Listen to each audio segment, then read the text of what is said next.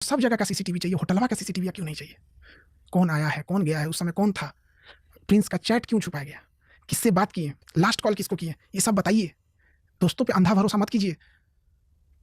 वो दोस्त क्यों देश छोड़वाए सब और ऐसा ऐसा केस में फंसा है सब। ये केसेस मीडिया में आए पहले कभी? सब छुपाया गया है, हम भी छुपा लेते, कसम से बता रहे हैं। अगर वो डायरेक्टली खुलेआम फैजल खान ने कराया है, अब बताओ हम एक्सेप्ट कर लें? क्यों दिए मिर्गी की दवा? और रोशन सर से एक बात पूछते हैं, उनमें बुरा नहीं लगे तो जिस समय उनको पॉडकास्ट में आए थे ना, उस समय उनको नेपाल जाना चाहिए था सीसीटीवी लाने के लिए, पूछने के लिए क्या है क्या नहीं है वहाँ पे।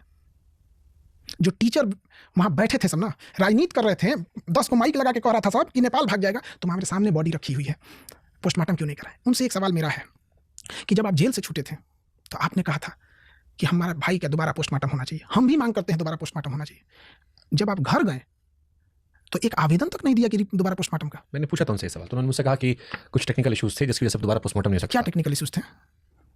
जो भी फॉरेंसिक है, जो भी रहा होगा। क्या कुछ फॉरेंसिक नहीं? आप आवेदन नहीं दिए हैं, रिसीविंग है उनके पास आवेदन का। मेरे खिलाफ एफआईआर लिखने के लिए 3 घंटे थाना में बैठ गए पूरी मीडिया को लेके, लेकिन 3 मिनट नहीं बैठे अपने भाई का रीपोस्टमार्टम करने के लिए। कुछ तो छुपाया जा रहा है सर। क्या टेक्निकलिटी होगी आप बताइए? आप तो पत्रकारिता है क्या? देखिए, उन्होंने सारी बातों को फिर एक लाइन में समेटा था कि अगर खान सर ने उस रात झूठ नहीं बोला होता तो मेरा भाई जिंदा होता, और ये आधा देश आपके ऊपर आरोप लगा रहा है। तो हम तो बता दिए कि पुलिस ने कहा तो हमने बोल दिया कि इस चीज को हटा दिया। इससे तो उनको बचाव ही हुआ ना कि आप पे गोली चलने का आरोप था, उसको हटा लिया गया, आप पे तो बचाव हुआ। लेकिन ये सब के सिवा जो था, ये सब केस के लिए उनको नेपाल जाना पड़ा था। हमको आप ही कह रहे प्रिंस की मौत के लिए आप जिम्मेदार नहीं हो? आप बताइए कैसे जिम्मेदार? क्या हम नेपाल भेजे थे? क्या हम कहे थे कि किडनैप करके लाओ? हम बोले थे कि नेपाल की शराब लाओ? हम बोले थे कि पिस्टल कमर में लेके घूमो? हम बोले थे कि किसी से रंगदारी मांगो? क्या हमने इनके सर पे मारा था? जिसने इनको सर पे पीटा था उसको 30 सजा नहीं दिलवाए? 3 साल पहले पीटा था उनके सर पे, बेचारा प्रिंस मरते मरते बचा था। इतना गहरा हो गया था ब्रेन में, पूरा 8 टाका यहाँ से वहां तक लगा था, पूरा लोग दहल गया था बेचारे पे। अब देखते 8 टाका ब्रेन में छोटा मोटा होता है जी, पूरा सुला दिया था उसको। 3 साल में सजा नहीं दिलाई उसको। 3 साल इनफ होता है महाराज अपने भाई के गुनहगारों को सजा दिलाने के लिए। हम तो कहते हैं कि जो 4 दोस्त थे उनका पकड़ के बढ़िया से सीबीआई जांच हो, नार्को टेस्ट हो, हमारा भी कराएं, उन 4 का भी कराएं, सब दूध का दूध पानी का पानी हो जाएगा। सीबीआई को दे दे मैटर। सीबीआई नार्को टेस्ट कराने को हम तो साला सबसे पहले तैयार है सर। हम पढ़ाने वाला आदमी, हमारा गुनाह क्या है? एगो मर रहा था बेचारा, चुन ओकरा बचाने चल गए। कोई नहीं जाएगा आज के बाद किसी को बचाने के लिए। आप एक पूरी सारांश में बताइए, हम अगर उस चुन को मरते हुए छोड़ देते तो क्या होता? मतलब वही रहा कि आपका कुल मिलाकर आखिरी में जो उस पॉडकास्ट के बाद में निष्कर्ष था कि आपने अपनी ताकत का गलत इस्तेमाल किया और क्या चीज उनका पूरा जेल भिजवा दिया। Umbrella term. जेल कैसे गए? तो प्रीवियस केस की वजह से जेल गए। आप जेल जाइए, इस छोटे से एफआईआर में आप जेल जाइए, अब सुबह जाइए शाम में निकल जाइएगा, हम गारंटी देते। किसी वकील से पढ़वा लीजिए कि ये जो केस है, इस केस में शाम तक में जमानत मिलेगा कि नहीं मिलेगा, किसी वकील से पढ़वा लीजिए। मतलब आप कह रहे हो कोचिंग सेंटर वाले विवाद में शाम तक जमानत मिल जानी चाहिए? 100% मिल जाती सर, उनका अगर प्रीवियस हिस्ट्री नहीं रहता तो। अब प्रीवियस केस में एक को हम नहीं किए हैं, हमको पता रहा, हम आपको बता रहे हैं ये केस को उन्होंने छुपाया। तो फिर सारे टीचर लोग आपके दुश्मन बन गए, सारे आधा टीचर आपका दुश्मन बन गया, सब आधा टीचर बन गया। ये बताइए यूपीएससी का कौन टीचर कुछ बोला?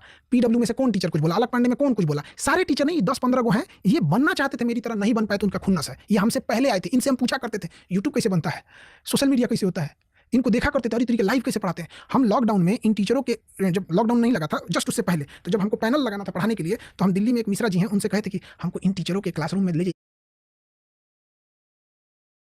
हम चेक करेंगे कैसे ये लोग का पैनल खरीदना है, क्योंकि वो 3-4 लाख का आता है तो महंगा था, तो हम एक बार ट्राई कर ले। तो ये टीचर लोग जब लंच करने जाते थे ना, तो चुपके से हम गए थे। एक बार एक काजल मैडम थी, उनकी स्टूडियो में हम गए देखने के लिए कि कैसा है यहाँ पर। तब तक वो आ गई, तो हमें को पेचकस उठा लिया, हम कहा मैडम हम मिस्त्री हैं। तो जरूर नहीं इसकी बात है, हम कहा मैडम हम मिस्त्री हैं, तो कहें कि देखो तुम ऐसे ठीक से करना है यहाँ पर। हम कहा ठीक है मैडम कर देंगे। तो इनको वो अभी भी उनसे पूछिएगा काजल मैडम से। बट ये सारे टीचर्स खाली इसी बात को लेकर नहीं, जैसे आपको लेकर ये भी टीनी टीचर्स ने जिस बीच में कहा, क्योंकि जब किसी पीछे पड़े तो बहुत सारा चीज पीछे पड़ते हैं। टीचर्स ने कहा खान सर इमोशनल स्टोरी बहुत अच्छा भेजते हैं। अब ओझा सर ने कहानी सुनाई कि आप गए थे कपिल के शो में, वहां पर आपने कहानी सुनाई थी कि यूपीएससी की लड़की थी, बर्तन मांजती थी। वो कहे यार क्या कमाल की कहानियां बुनते हैं, और ऐसी कहानियां बुनते हैं कि देश की जनता भावुक होती है। देश में गरीबी बेचना आसान है, खान सर ने मासूमियत गरीबी बेचकर पढ़ा दिया। वरना यूपीएससी में लड़की ट्यूशन पढ़ा लेती, ट्यूशन पढ़ा के अपना पढ़ाई लिखाई करती, बर्तन मांजने वाली बर्तन ही मांजती है। ओझा सर राजा बनने का टेक्निक सिखाते हैं, बर्तन उर्तन मांजे। क्या इस देश में आप यह मानते हैं कि 30 साल से कम उम्र की जो भी लड़का या लड़की है उसकी आईएएस की तैयारी, यूपीएससी की तैयारी, या स्टूडेंट का एज होता है 30 से पहले, क्या 30 से कम उम्र की लड़कियां बर्तन मांजते देखे हैं कि नहीं देखे? 1 करोड़ 8 लाख लोगों ने आरआरबी ग्रुप डी के फॉर्म्स भरे हैं और एग्जाम डेट भी आ चुकी है कि नहीं देखे? ऑब्वियस बात मांगते हो, तो क्या उसको अधिकार नहीं है कि वो आईएएस के बैच पढ़ सकते हैं? मतलब उनका ये कहना है कि जो बर्तन मांज रहा है, जो सब्जी बेच रहा है, उसको आईएएस का बैच पढ़ने का अधिकार नहीं है। नहीं, कह रहे ट्यूशन पढ़ा लेती, भूगोल पढ़ा लेती, हिस्ट्री पढ़ा लेती। गाँव में कहाँ पढ़ा लीजिएगा आप एक बात बताइए, हम आप ही को शुभांकर मिश्रा को दिल्ली से उठा के हम गांव में लेके चल जाते हैं, क्या कर लीजिएगा, आपको एक ढंग का एडिटर नहीं मिलेगा। जितने भी रोजगार के साधन होते हैं वो शहरों में मिलते हैं। शहर में आप जोमेटो पे खाना डिलीवरी कर सकते हैं, काम कर सकते हैं। गांव में क्या मिलेगा? आप गांव में आप खुद से बता के देखिए, गांव में आप कितना रोजगार दे दीजिएगा। मतलब बहुत सारे आप पर आरोप लगाए गए, कहा गया आप रक्षाबंधन में, जैसे आपने, जब मैं आपके यहाँ पर आया था तो रक्षाबंधन में आपके हाथ में हजारों राखियां थी, उस वक्त बड़ा अच्छा लग रहा था, मैंने भी देखा, मैंने क्या कमाल है। फिर उसको लेकर एक नैरेटिव दिमाग में हमारे आया जो यहाँ से डाला गया कि आप रक्षाबंधन मनाते हैं, त्रिपुंड लगाते हैं, लेकिन ईद नहीं मनाते उस तरह से। वहां भी दिखाइए, और ये सब मार्केटिंग पीआर का हिस्सा होता है कि इतने बहन लोग राखी बांधी हमको, इस सबसे एक मैसेजिंग अच्छा होता है देश भर में। ये बहनों का पीआर नहीं, ये बहनों का प्यार है जिसको ये लोग देखिए। मेरे जीवन में बस एक ही कमी है कि मेरी बहन नहीं है। बाकी हमने जीवन में मेहनत से, संघर्ष से, चाहे जो से भी जो चाहे सब हमने अर्जित किया।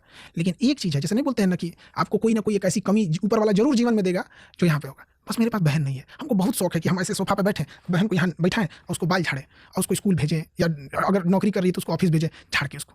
हमको बहुत शौक है बहन के हाथ से झगड़ा करने का, उसके हाथ से खाने का। अब आए तो गए पकौड़ी बना, हमको उससे बहुत शौक है बहनों से। नहीं पूरा हुआ मेरा जीवन में कभी ये चीज़ें। तो हम जब किसी बहन को देखते थे ना तो एक नहीं होता है कि यार आपको लगेगा यार मेरी भी बहन ऐसी रहती तो कितना अच्छा रहता। तो हम शुरू जब किए थे तो 5 ही राखी होती थी। आज ही 50,000 राखियाँ एक दिन में हुई है। शुरू में 5 राखी थी, पैसा नहीं होता था ना, तो डेयरी मिल्क दे देते थे। कैडबरी के 100 रुपये का इतना बड़ा डिब्बा आता है, डेयरी मिल्क देते। एक बार क्या हुआ ना, 2016-17 की बात है, पैसा नहीं था मेरे पास और आपकी आंख भर गई। मेरी बहन, मेरे जीवन में मेरी बहन को कोई ना बोले, मेरे हमको जीवन में बस मेरी एक बहन नहीं है। और कोई पता है मेरा घर इतना अजीब रहता है ना, इतना अजीब लगता है घर ना।